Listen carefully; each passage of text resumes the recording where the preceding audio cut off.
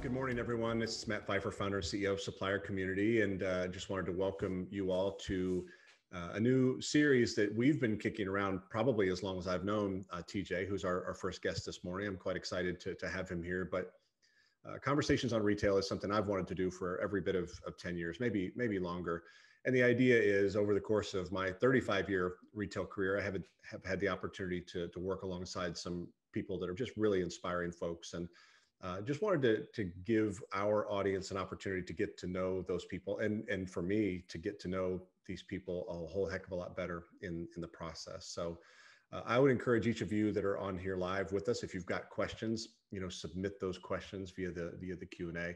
Our first guest on this series is TJ Foltz, who I've gotten to know quite, I wouldn't say by accident, but we should know each other as well as we do, based on how things come together. But TJ's company, Humankind Beverage, actually won Walmart's first Get on the Shelf contest back in 2012. Is that right? Right. And it's an interesting story all the way around. So if you would, TJ, just start by kind of introducing yourself. Share as much as you want to share, and then I've got some questions I kind of want to lead us through. Well, thanks. It's an honor to be on your podcast. I love it. I can't remember exactly when you and I connected for the first time, but you had heard about us in this contest that Walmart had however many years ago. And it was their version of American Idol for products, basically. It was for the little guy. And whoever is too small to get on Walmart shelves, let's let all of America and all of the world cast their votes, and whoever gets the most votes wins, and whoever wins gets a spot on Walmart shelves. So a very long story short is that was literally weeks, maybe as little as 2 weeks after we had gotten our first bottles of Humankind water. And the whole concept is that we're going to give 100% of the net profits to fund wells and filtration systems around the world to get people clean drinking water. And we figured if this really is a contest for the little guy and it's all about telling your story, that is the one thing we do have going for us, is a pretty cool story, is because,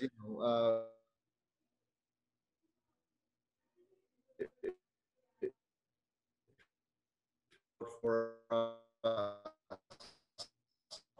we'll actually say the world's biggest store. So we entered, and by some small series of miracles, we won the contest. And out of 4,300 competitors in every category under the sun, it wasn't just beverage, it was anything in any category at Walmart. And we were able to curry more votes than the other guys, and that really launched us out of a cannon. Yeah, well, and without jumping, to the end of the story, Walmart in retrospect wishes that they would have been maybe a little bit more precise in their rules, and they probably wish they wouldn't have had to let the company that got the most votes win. You know what I'm saying? Because it wasn't the most, it wasn't the easiest for them to go along with after you guys had legit won the contest. But well, yeah, it was dreamt up by their public relations team, and it was a cool idea. Let's do this American Idol-esque contest, but then nobody knows which buyer's desk the winner is going, what category it's going to be. So nobody knows where it's going to end up. And boom, it winds up plop on the desk of somebody that had no idea that they were going to have to kind of redo their whole planogram and their set. No notice whatsoever. So it was interesting. They were great to us, and they worked hard to make it happen.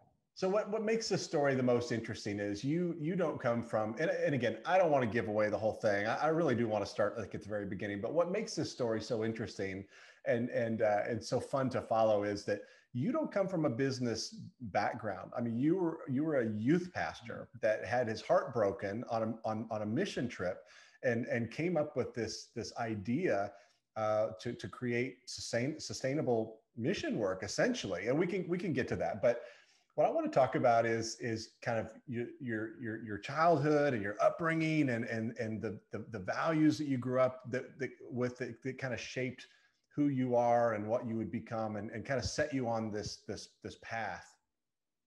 So where'd you grow up? And by the way, it's 3 days before Christmas here in Northwest Arkansas. So of course it's 65 degrees. And I know where you're at is probably just as nice. But tell us about, where'd you grow up? Well, we're digging out from snow. We got that snowfall that came through in this area of the country. I was born in Philadelphia and lived most of my life in Philly. It's funny that it being Christmas time, I was just reminded by my mom, who's still going strong. She lives now in Maine. Okay.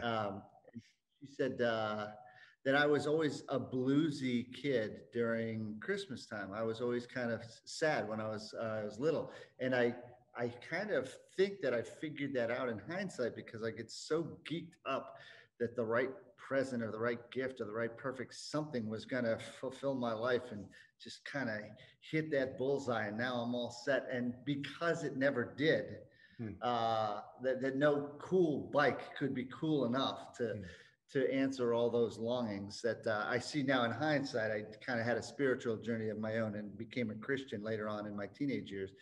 And now I understand that while some material things are really quite wonderful, they're not going to be the answer for that longing in any of our hearts. So yeah, that's the beating heart of humankind. That's where I'm coming from. I did see it as when I was on these missions events with an organization called Compassion International, one of these child sponsorship deals where you get a child pack and you put the kid's picture, on your refrigerator, and pray for the kid and send in $30 a month and that kind of a thing.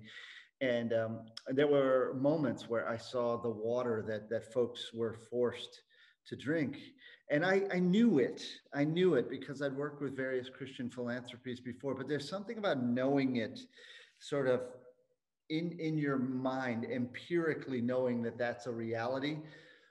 And then actually seeing a person, a mother, with a baby bottle in her hand, and she's feeding the baby. And what's in the bottle, you're just praying that it's chocolate milk. You say, dear God, let that be chocolate milk. And it's not, and it's not, and it's water, and it's disgusting, and it's the only water that she has access to. And her only other choice is what? Let the child die of thirst, So when that's the only water that you have, that's the only water that you have to drink with, to cook with, to bake with, to wash with, to bathe with, everything. And so that affected me very deeply. And that was kind of what started this roil inside me that said, something's got to give. So when would this have begun? Was it during college that you started, taking these trips, or when was your first exposure? I started in youth ministry right out of school. Ironically enough, I'd studied at Syracuse to be a sportscaster. Go figure that one. But I wound up going into ministry, one of those kind of right-hand turns in the road, and wound going into ministry. And I was a youth pastor for basically the better part of my adult life. I started doing these speaking gigs with Compassion, where at the end of my speaking engagement, I would put out the child packs everywhere and get the kids sponsored. And as a thank you for that, and to better inform that, what Compassion did is they would take us every year to a developing country to see firsthand the difference that those dollars were making in the lives of those kids. So it was born out of the youth ministry thing. And then I saw it, and it deeply affected me, but I was still a youth pastor. I didn't have any ideas on how, I would change that. And so it was a few years after that a friend and I were doing, he had challenged me to a time of prayer, kind of a deeper, more ingrained prayer time. And we were praying for a sustained number of days.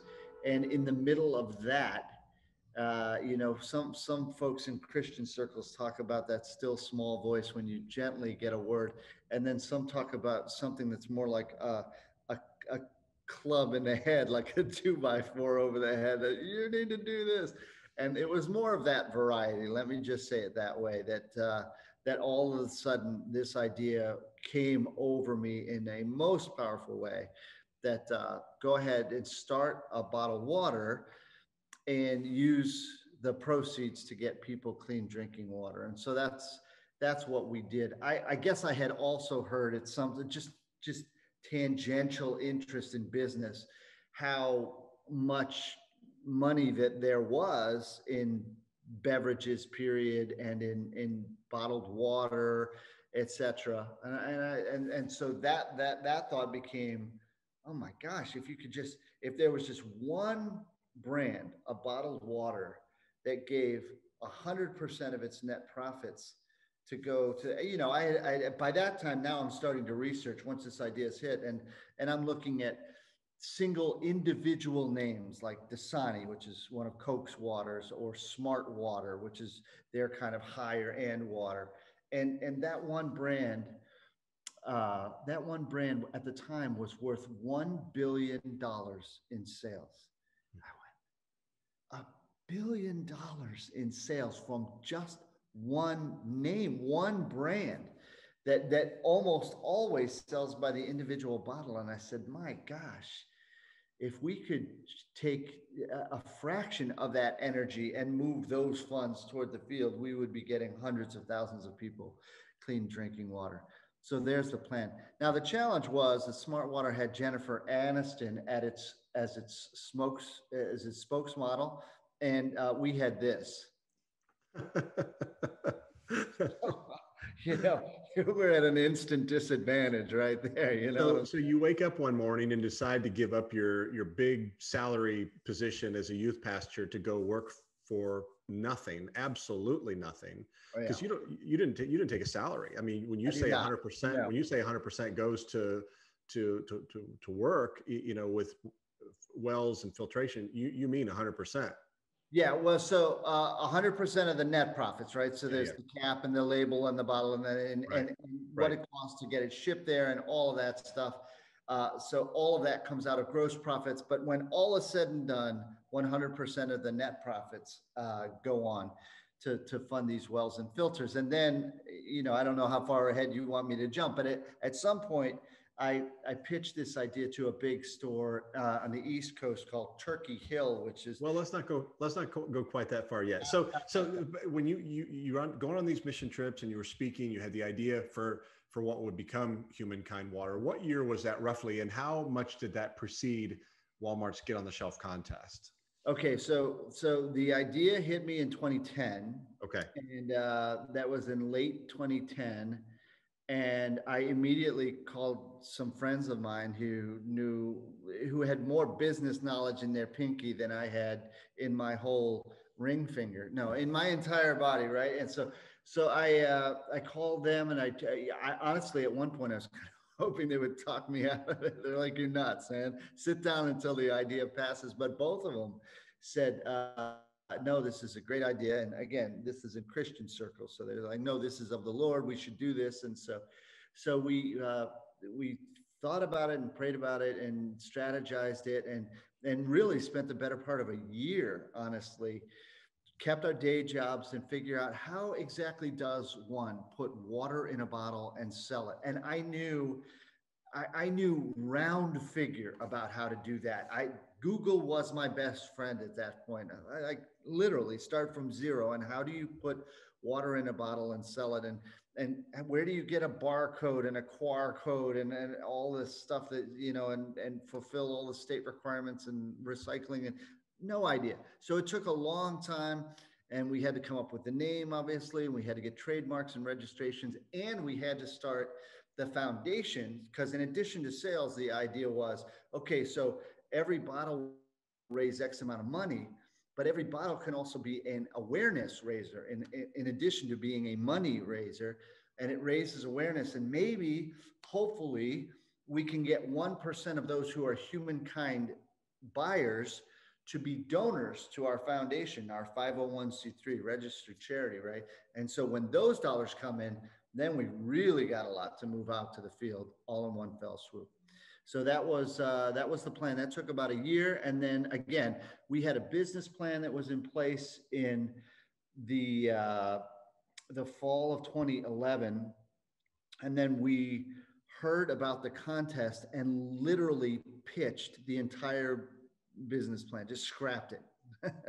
Had you, when the contest was announced, had you sold one bottle of water by that? Maybe one. Yeah. Okay. It's And did your mom like it? Did she like the way it tastes? She thought it was delicious. Thanks for asking. She's had a second one since then. Yeah. So so we literally had one store, a little nutrition store on Haverford Avenue in Philadelphia.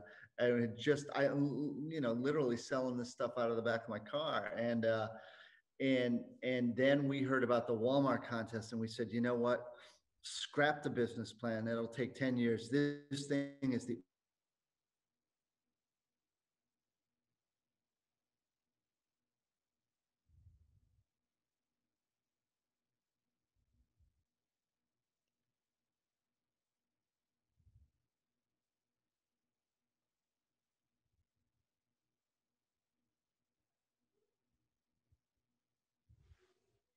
entire planet overnight. Hey, TJ. Hey, Yeah. you froze up when you said scrap the business plan. You froze up for a good 15 seconds. So if you can back up and say that again. So the contest came up. The contest came along, and you decided to scrap the business plan because it would take 10 years. It would take 10 years. So we decided that the contest, the Walmart contest, Get on the Shelf, was the ultimate fast forward button. And we moved all of our energies towards winning the contest.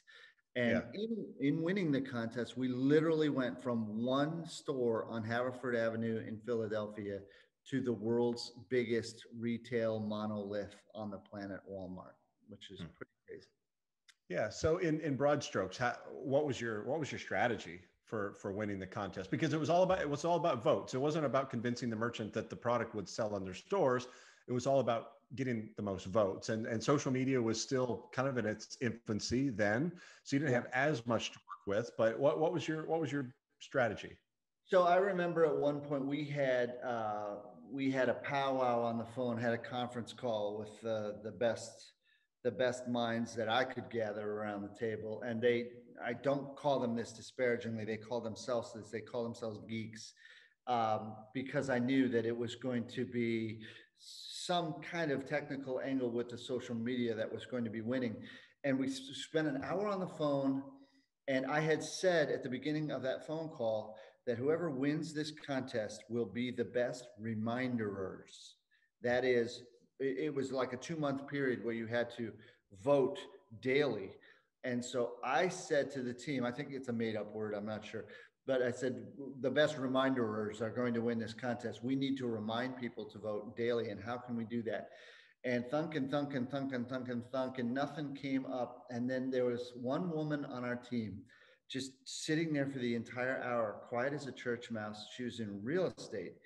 And there was this new app out there on beta by which you could pass your information via text through your cell phone to someone else, and they could text you their information back instantaneously if they just gave you double opt-in permission. I didn't even know what any of that meant back then, but that was right at the end of our conversation. Somebody said it, and then we didn't end the conversation because that was it. That was it. How do we remind these people? And so we used that tool and the fact that I was a youth pastor with some connections to other youth ministries all around the country. And I got my butt onto every stage that I could with a big audience. We wouldn't have won during COVID, right? In front of an audience, and asked everybody to whip out their cell phone. And we were and told them the story. This is what happens if we win. We think this many lives are going to be saved. Please do this. And I was amazed at the number of people that enthusiastically got behind giving me 5 minutes of precious onstage time in front of a big audience to make this announcement. And everybody texted it, and then they immediately got a reply. And then for the next month and a half, they got a text message from us every day. And I remember saying this: we promise that we will not bug you once the contest is over, but we likewise promise that we will bug you until the contest is over, because so much is at stake. And they got it. They got it. I'll tell you one funny story from the contest is I get this instant message on Facebook uh, in mid-morning. And this woman goes, "I'm pissed at you." And I said, "All right, why are you pissed at me?" And she said, "I was in bed, lights off, dog down, computer asleep, heat turned down, everything, good night. And then I remembered that I hadn't voted yet that day for humankind. And I got up and I cussed and I stomped down the stairs and I turned my computer back on and I said, they're not going to lose this contest because I didn't make my one vote." And she cast her vote and then she stormed back upstairs. That's funny. I said, "Thank you so much. You're awesome." So were you able to see the contest unfold in real time? You knew what your votes were, what second place was, or was it a mystery to the end? It was something of a mystery to the end. My geeks, again, I call them that in love, had figured out some way to monitor in broad strokes our competition, which was unbelievably valuable, as you can imagine, figuring out who else was doing well. Other than that, we were blind, as was everybody else. One of the what Walmart's contest folks did is they used the verb trending. That was like the new thing then, and whoever was trending, and we kind of got the idea that the way that they were doing it is to intentionally take a snapshot of a little bit of time so that somebody new could be trending all the time. So we really, like, they wanted everybody who was kind of close to the top to be hopeful that that nobody was going to drop off and say, "Ah, we lost the thing." So I think they clearly purposely made it more difficult for us to know what was going on.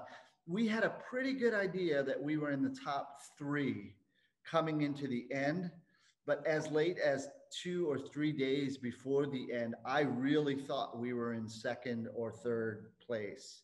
Wasn't totally sure because there were other folks that were spending more to curry votes. And one of the ways that some of our competitors would do it is they would get these big online influencers to, have their product next to them and pitch it in real time to get votes.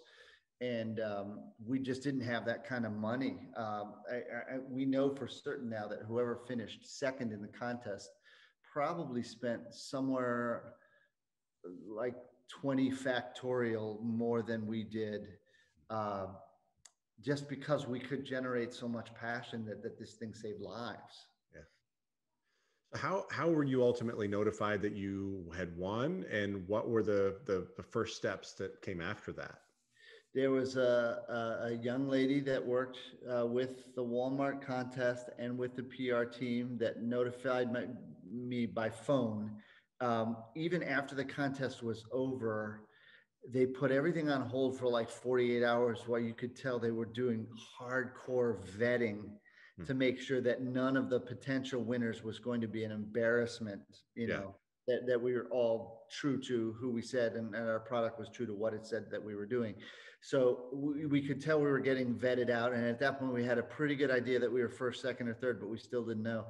And I was walking, I remember like it was yesterday. I was walking out my back door to the garage, got this call from an area code that I didn't recognize. And she said, "Hi, this is such and such, and I'm from Walmart. And I just wanted to announce that you won the contest."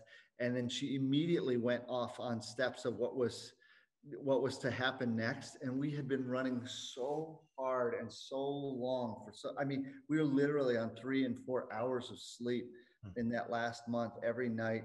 And I just dropped to a knee and I just tear trickling down my eye. I have no idea what she said after you won. Thank you so much. You're going to have to repeat what you said. Yeah, I'm going to take a nap and get back to you. I heard you won. Right. So what were some of those first steps? I mean, obviously you needed to be set up as a Walmart supplier, and they had to figure out what winning meant to you, right? Because they weren't just going to, put you in the middle of, a couple of billion-dollar brands and all their stores. Yeah, so the becoming a supplier was a challenge. A lot of the folks watching your broadcast know terms like Dun and Bradstreet, but we never heard that term before, and so we needed to have that, and we wanted it to move quickly, and it was moving very slowly, and we were changing the bottle and we were changing the size because of the uniqueness and the size of this order. It was going to be a bigger order than we've ever placed. So we actually went to another bottler and another manufacturer, and we needed to check out the water source and all of this stuff. And as a result, it kind of dragged on. And so that was a challenge because we had all this momentum and rah, rah, and you won and yay. And then, you know, crickets while we waited to get through all of the rigmarole that was necessary. Actually, ultimately, because there were some state restrictions that would have taken us time to get through, we wound up going in as the vendor of record through our bottler. We wouldn't want to do that now. We've grown a whole lot, but at the time we were just like, why don't we just go in with the bottler themselves being the vendor of record, and so that sped things up a little bit, but it was still just a protracted stretch of time. That was a challenging part of the whole thing. Well, how much time did pass between winning the contest and seeing your first bottle sell through the register? Too much, brother. I think the contest ended and the announcement came in like April, May. And then we went all the way through the summer trying to figure out some of the things that were stopping. Again, they did the contest for the little guy. Anybody that would normally get an okay to enter into Walmart has crossed these steps along the way. Bottled water has some unique challenges in shipping it. Different states have different restrictions over how much you can sell before you have to pay redemption and recycling. You know how some states you get 5 cents back and some states you get 10 cents, and those licensing things, it took forever. And so we finally hit their shelves in October. And by that time you could just hear the wind blowing on the momentum had pretty much died down by that point. Yeah. How many stores were you awarded initially?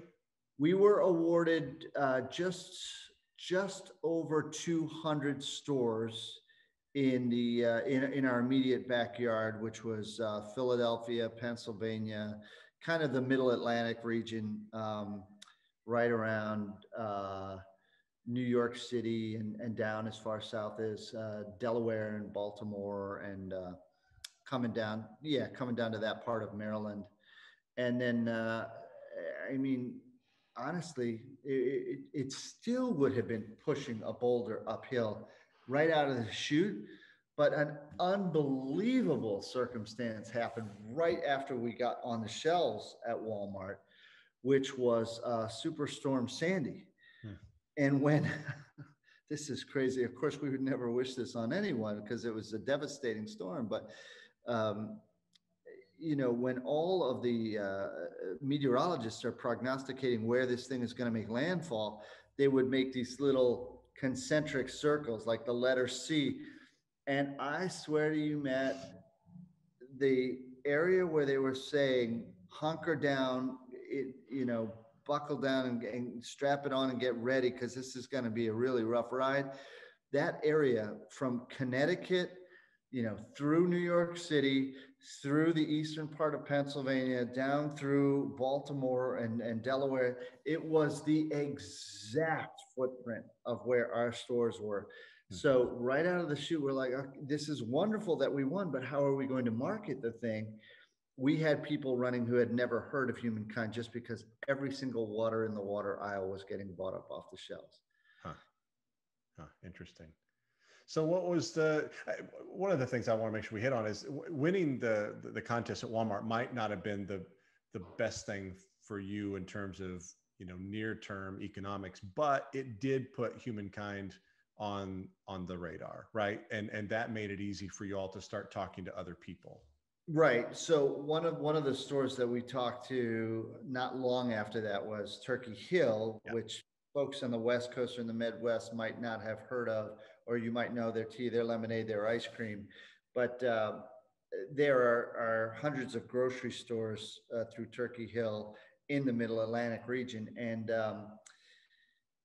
we pitched that. I remember hearing two of the top executives at Turkey Hill just arguing right there in my presence, and one of them saying, "Yeah, they didn't." One of them said they got into Walmart, and the other one said, "Well, they won a contest to get into Walmart," and the other one said back, "They got into Walmart." And that was the end of that discussion. Like, it doesn't matter how you do it, you did it. And so clearly winning that contest opened up some really big doors for us. And hopefully you can hear me. Yeah, there you are. So I heard everything you said. The screen just froze up, so no big deal. So what have the years been like since? And kind of fast forward and take us to where you are today, and what have been some of the bumps in the road and the major successes and some of the failures, and just bring us up to present. So the one big highlight was in talking to Turkey Hill and pitching the water. There was the family that started Turkey Hill 100 years ago with a cow on a hill was a family that was very like-minded in terms of faith and wanting to give back and wanting to do something charitable for the community. In fact, one of the patriarchs of it gave massive amounts of money away before his death. You know, he had made a ton of money and just was an incredible philanthropist. And that kind of bled through the entire family. So little did I know that the great grandson of one of the founders was sitting to my left, and he was just smiling ear to ear at what a wonderful concept humankind is. And if your last name was Fry, you pretty much had, even though the family had sold to Kroger years earlier, if your last name was Fry, you pretty much had a job, you know, for as long as you would want one at Turkey Hill. And yet he was so enamored of the idea. And I had pitched the idea to his father, the former CEO. Why don't we add tea and lemonade to the mix here and expand the product options? And originally, the answer came back no. And I was really crestfallen because I thought they would go for the idea. And they had a lot of experience in making tea and lemonade. But what he didn't like was the model of giving 100% of the net profits, even to the point where I wasn't taking a salary. And he said, can we do something different with the tea and lemonade? Can we do it so that, you know, we make a more modest promise that still gives lots of clean drinking water, but not 100%. We need to be able to pay employees, and we need to be able to pay back investors. And I said, deal, as long as we can keep the promise that I originally made on the water. And so handshake and off we go. And so we added this second line. It's tea and lemonade, 50 gallons of clean drinking water for every bottle of our tea or lemonade that you buy. And the water goes on as is. And then what we came to realize over time was that maybe grocery stores aren't our sweet spot. For us, it was cafes. And so we started to, you know, the high-end water where there's not 47 different choices. If we're able to talk the cafe owner into taking us on, we're the only show in town. And, you know, obviously they sell more coffee than anything else by a long shot, but there are people that want to grab something else out of the grab and go cooler. So we're selling in tea, we're selling in lemonade. Eventually we got to the point where we were, if ever our van was half full as we're going around doing our own kind of DSD, our own, you know, distribution, we started saying, well, what else do these stores, these restaurants, these cafes use that we could take on our own? No philanthropy attached at all. No promise made, nothing. You know, the promise is on our own products, but let's take the other stuff that they use. And we started doing that and sort of became our own distributorship. And so now we distribute to about 300 different cafe restaurant customers. When you're not in the middle of a pandemic lockdown, we do that. And so that's to the Middle Atlantic region. And this very day, we've got our drivers driving all over the place and making these deliveries for us. That was huge, Matt, for us, because that bought us time. You know, no matter how many successes that you have, unless you have millions and millions and millions of dollars to pour into marketing, you have to wait for your brand to get traction.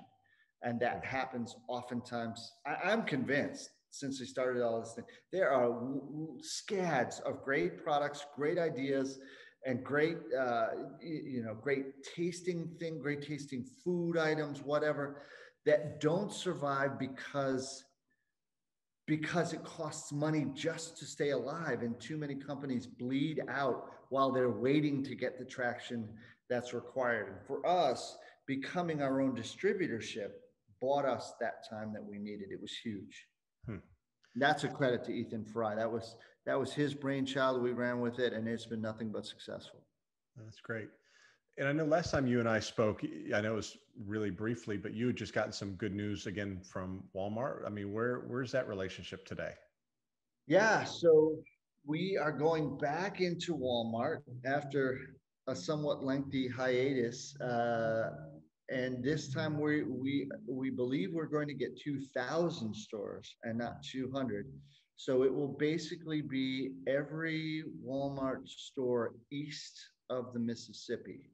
Wow. That carries those high-end waters. So when you walk down the water aisle, you know, you've got the cheapy case packs of every brand under the sun. And then there's one little section that's devoted to the higher end waters, the premium waters. So that would be like Smart Water and Life Water and Fiji and what else? Essentia, Perrier, that kind of thing. So we will get a facing or two as Humankind. We're redoing the label, and we're looking forward to going in there sometime around mid-March. Very, very exciting development for us.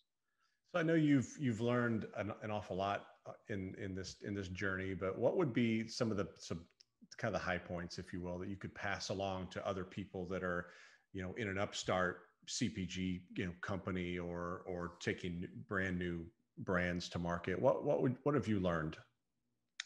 That it's challenging. Yeah. You know, at least in beverage, they say that 94% of beverage companies are dead and gone after the first year. Never do a second run, period, at their bottling facility or at their cannery. Never do a second run, 94%. And of those 6% that survived the first year, half of them are gone by the end of the second year. So it's just a precipitous drop off that if you can survive that. So my advice is, again, do everything you can to minimize that cash burn early, to minimize the bleed. Keep your day job as long as you possibly can and work out of your basement, which everybody's doing now anyway, right? As long as you possibly can. Don't buy the office, don't buy the truck, don't buy the equipment that you don't need until you absolutely need it. And don't underestimate how much it's going to cost to get your whatever into a package, and don't overestimate how much people are going to love it. Because there are a lot of folks that are like, oh, this is grandma's recipe and it's the greatest thing since forever. And it may be, but you have to have enough money to get on the shelf. Maybe sometimes you have to pay slotting fees on the shelf. You certainly have to pay marketing, or you have to go out and you have to bootstrap it and do sampling events in the grocery store, and you have to find a way to get in there and do that. And all of that stuff takes time and takes money. So stretch that thing as long as you can, give yourself as much advantage as you can, and pray. So what's next? What's next for Humankind? Well, the biggest thing right now, 2,000 stores is more than we've gotten by a long shot from anybody. So that's a big deal. I was just drawing a map around the eastern half of the United States and up to Maine and down to Florida and up the Mississippi River and around to Chicago. And, it's a huge, huge territory. Um, Obviously, for us, having success in those 2,000 stores is huge. I'm not saying we're going to pack up the tents and go home and cry if it doesn't work out. Certainly, but we're putting everything into making sure that it works out. When it works out, I'm saying not if, when it goes well there, it should open up the rest of the country, and it should open up other opportunities at nationwide realtors, huge grocery store chains that are saying, well, it's kind of like New York, New York. If you can make it there, you can make it anywhere, right? And so there's a lot riding on us doing well in Walmart this go round. Yeah. I know you've never aspired to be the CEO of a beverage company. I know every time we've talked, it's always been about saving lives, right? And I know that you've remained true to that vision from the very beginning. But how do you want to be remembered? How do you want as a human being to be remembered, and how do you want the company to be remembered? Yeah, no, I agree with what you're saying wholeheartedly. My son wound up going to Penn, which was founded by Ben Franklin, and you can walk into one of the main buildings there, and it says wherever he wrote what was to be remembered of him, even on his own kind of memorial tombstone, he wrote, "Here lies Benjamin Franklin, printer." And I'm like, printer? My gosh, you discovered electricity. You invented everything. And you said printer? Like, is that what you're really most proud of? Okay, whatever. You're Ben Franklin, right? But for us, for me personally, it wouldn't be about being CEO or anything that I've learned in business. I am so thrilled that we've been able to get people clean drinking water. And the response, I held up this little picture earlier, just these three little guys at this one pump that we did in India. And that is so true to form of everywhere that we've been. The sound in a village that just got clean drinking water is laughter, screaming, loud, joy-filled laughter. And I will never get old for me. So I would much rather be known as a philanthropist than a CEO or a business person. I honestly, I don't consider at this moment, I don't consider myself a very good business person, but we're just kind of figuring out how to get our story told so that people know it and people glom onto this product and onto this cause. Because it really is, it's more about saving people's lives than anything else. And there's a spiritual component there for us as well. We talk about what's in this bottle and what's coming out of this well, this borehole is H2O, but we talk about the living water as well. At many, many points along the line, we've had people ask us, why are you doing what you're doing? And that's our opportunity to preach without hopefully getting preachy. Yeah, that's great. I didn't ask you how many projects. I mean, what kind of projects do you have planned for 2021? Are you guys restricted in terms of travel for these new wells and filtration? Yeah. One of the things we put on the side of the tea and lemonade, which was kind of a big debate on our team, was come with us. You, the consumer, come with us, jump onto a plane and go with us to one of these places, and we'll show you. You get to meet firsthand some of the folks who are now drinking clean water as a result of your purchases. And we've had some takers along the way. That's been really fun. But that has obviously been shut down completely with COVID. We're up to over 150,000 people drinking clean water in Haiti, India, different countries in Africa, Latin America, Flint, Michigan, and a couple of times, in response, emergency disaster relief situations, we're able to get people clean drinking water rather immediately, in a hurricane disaster relief situation here in the stateside. Obviously, the needs of folks in other developing countries are much greater than folks in America, but it is satisfying and refreshing from time to time to be able to help our fellow American when they need clean drinking water. So Walmart, again, this is a huge opportunity for us. when we do well in Walmart, it really should open up the floodgates, no pun intended, for a whole lot more on the philanthropy side. And again, every bottle, in addition to raising money, also raises awareness. So we're hoping to see an increase in our donors through our foundation. I'm hoping to be a seven-figure foundation in terms of the total money that we give from the water and from the foundation, in the coming 2 years. So my last question is, what can we do for you? What can the folks that are listening live and the folks that will listen to this in the weeks and months and years to come, how can we get involved? I would love to tell you that at this moment we have the perfect marketing plan in place for what we're going to do when we hit Walmart in mid-March. And that is still coming together. And if there are folks out there, it's not going to be something conventional. We're not going to do TV ads and radio. We would spend ourselves dry in the efforts of doing that. So it's going to be something unconventional, something kind of pay it forward-esque, sort of like the contest itself. So we're all ears. Nothing offends me to hear other people's ideas. And the other thing you can do is anybody that's really moved by this cause, especially at the end of year, is a big deal, is to go to our website, behumankind.com, behumankind.com, and click the donate button and make a donation. And you're allowed to pick whether you want 100% of that to go to the field or some of that to be used for overhead and administration. But if you don't say anything at all, 100% of it goes to the field and gets used for these wells and filtration systems. So I'm hoping we'll be up over 200,000 people with clean drinking water in the very near future. All right.